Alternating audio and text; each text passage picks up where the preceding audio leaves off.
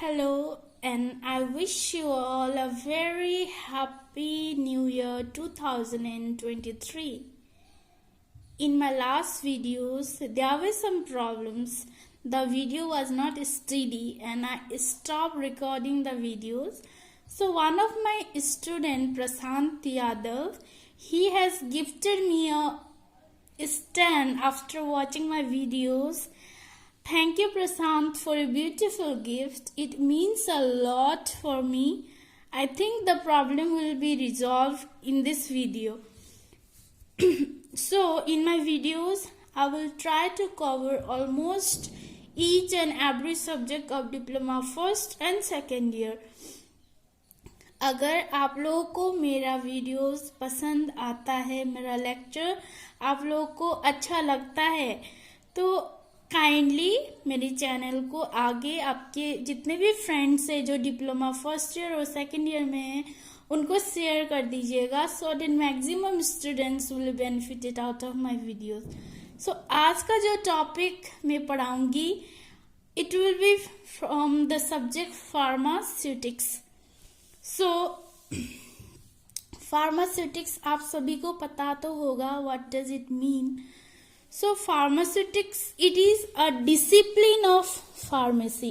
Pharmaceutics, it is a discipline of pharmacy that deals with all the process of turning a new chemical entity into a medication able to be safely and effectively used by patients in the community. अगर हम बात करें जिस community में हम रहते हैं, जिस सोसाइटी में हम रहते हैं, नॉर्मल लैंग्वेज में कम्युनिटी मतलब जो समाज जिसमें हम रहते हैं, तो यहाँ पे कई टाइप्स के लोग यहाँ पे बीमार भी होते हैं, यू नो दैट, है ना. सो टू ओवरकम दिस प्रॉब्लम्स हमने क्या किया कि तो फार्मास्यूटिक्स क्या होता है, ये एक डिसिप्लिन है फार्मेसी का. फार्मेसी मैंने लास्ट लेक्चर में बताया था इसकी डेफिनेशन कि फार्मेसी आखिर होता क्या है. सो यहाँ पे अगर हम फार्मास्यूटिक्स का डेफिनेशन पढ़े तो ये एक सब्जेक्ट है फार्मेसी के अंदर, फार्मेसी से रिलेटेड, जिसमें हम क्या करते हैं, जब कोई भी एक नया केमिकल होगा उसको हम मेडिसिन में कन्वर्ट कर देते हैं, turning a new chemical entity into a medication. किस लिए? सो दैट पेशेंट जो कम्युनिटी में रहते हैं उनको सेफली एंड इफेक्टिवली उसको यूज कर सके. That is pharmaceutics.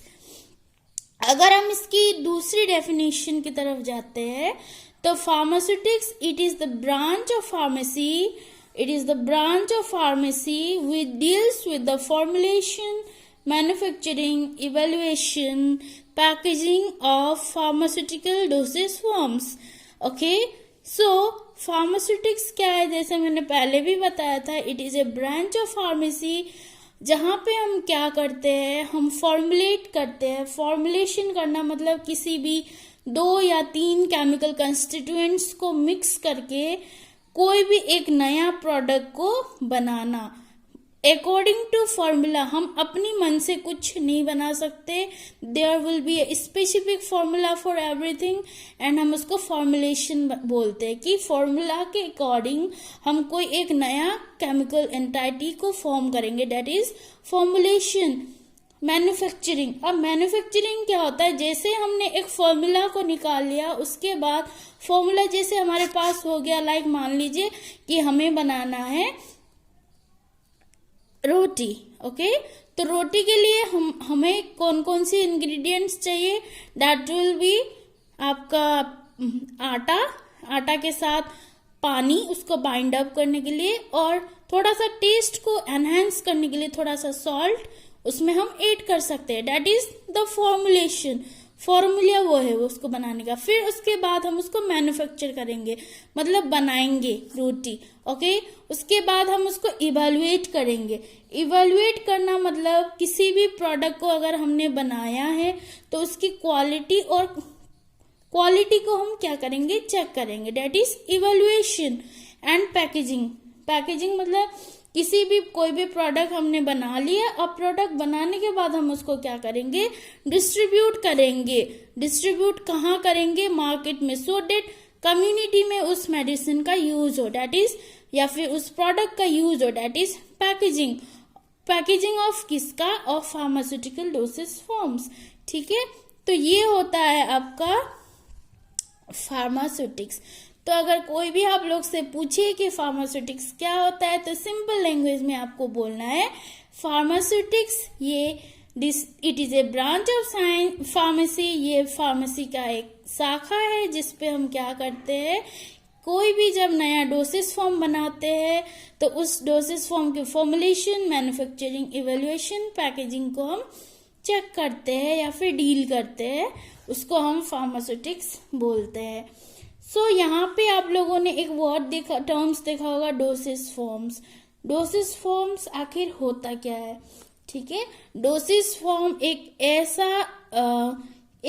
It is they are means for market and use, market या फिर यूज करने के लिए एक ऐसा रूट बनाते हैं डोसेस फॉर्म, सो डेट पीपल इसको इजीली यूज कर सके। जैसे कि अगर हम बात करें टैबलेट की, ठीक है, तो tablet it is a oral unit doses form, मतलब हम इसको कौन सा रूट से देंगे, इसको हम ओरली देंगे, डेट इज डोसेस फॉर्म। ये ओरल डोसेस फॉर्म है, ठीक है।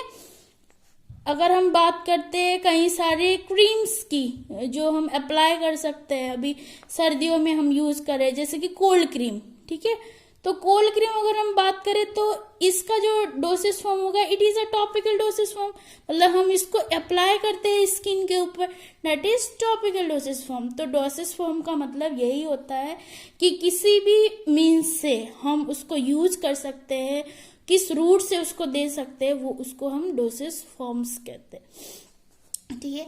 सो नाउ फार्मास्यूटिक्स का डेफिनेशन हमने पढ़ लिया। अब हम आते हैं बिफोर अब हम फार्मेसी की हिस्ट्री के बारे में थोड़ा सा देखेंगे इंडिया में, कि इंडिया में पहले फार्मेसी कैसे चलाया जाता था।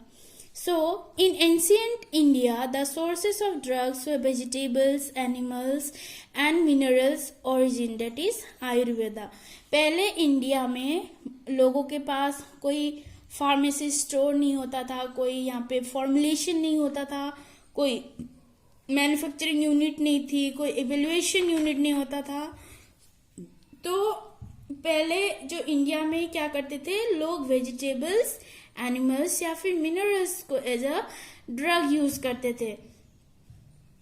जैसे कि मिनरल्स क्या होता है, मिनरल्स हमारी बॉडी के वो नीड्स होते हैं, जैसे कि न्यूट्रिशन आप लोगों ने पढ़ा होगा, न्यूट्रिशन क्लास 4-5 से हम पढ़ते आते हैं न्यूट्रिशन, जिसको हम पोषक तत्व बोलते हैं, ओके। सो मिनरल्स ये हमारी बॉडी के लिए एक एसेंशियल न्यूट्रिशन होता है, जो कि बॉडी क्या करता है, अपने फंक्शन को डेवलप करता है मिनरल्स के थ्रू। सो मिनरल्स में हम यहाँ पे एग्जांपल दे सकते हैं सोडियम, कैल्शियम, आयोडीन, ओके, ये सारे मिनरल्स है। तो पहले एंशिएंट इंडिया में, पहला इंडिया में जब फार्मेसी इंडस्ट्री नहीं था, तब हम एंशिएंट आयुर्वेदिक टेक्निक को हम फॉलो करते थे। They were prepared by few experienced persons. Knowledge of that medical system was usually kept secret within a family. तो ये जो आयुर्वेदा सिस्टम ऑफ मेडिसिन था वो भी हर कोई फॉलो नहीं करता था, बस जो एक्सपीरियंस पर्सन्स होते थे वो अपने नॉलेज से आयुर्वेदिक मेडिसिन वगैरह बनाते थे और अपनी फैमिली में एज ए सीक्रेट मेडिसिन उसको यूज करते थे। There were no scientific methods of standardization of drug. पहले के दिन में हम जब कोई भी एक मेडिसिन बनाते थे तो उस टाइम पे स्टैंडर्डाइजेशन हम नहीं कर सकते थे। स्टैंडर्डाइजेशन मतलब कोई भी प्रोडक्ट्स हमने बनाया तो उसकी क्वालिटी और प्योरिटी हम चेक नहीं कर सकते थे, क्योंकि हमारा जो साइंस है वो उतना डेवलप नहीं था, कोई इंडस्ट्रीज नहीं थी, तो इसलिए या फिर कोई एक ऐसा मेथड नहीं था और हम वहाँ पे किसी भी प्रोडक्ट की क्वालिटी और प्योरिटी नहीं चेक कर सकते थे। It was in the ancient period, ये पुराने ज़माने की बात हो रही है यहाँ पे। In the evaluation of the profession of pharmacy can be divided into 5 historical periods.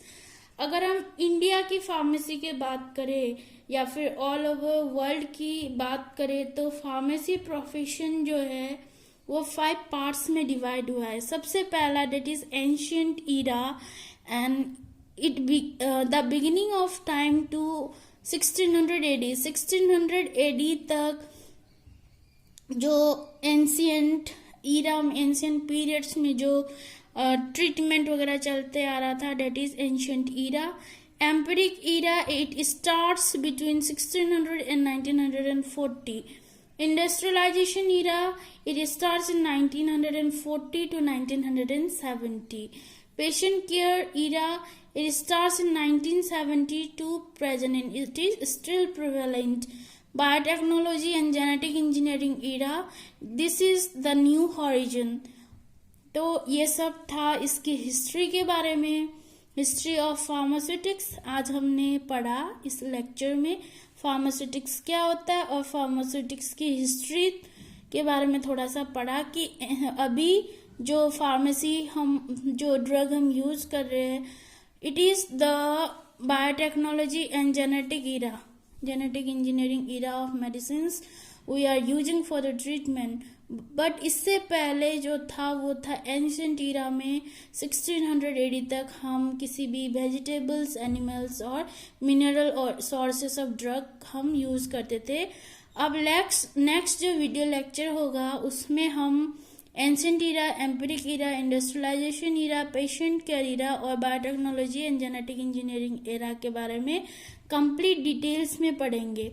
Till then अभी के लिए थैंक यू. नेक्स्ट जो वीडियो लेक्चर होगा उसमें हम ये सब आगे फर्दर कंटिन्यू करेंगे. Have a good day everyone.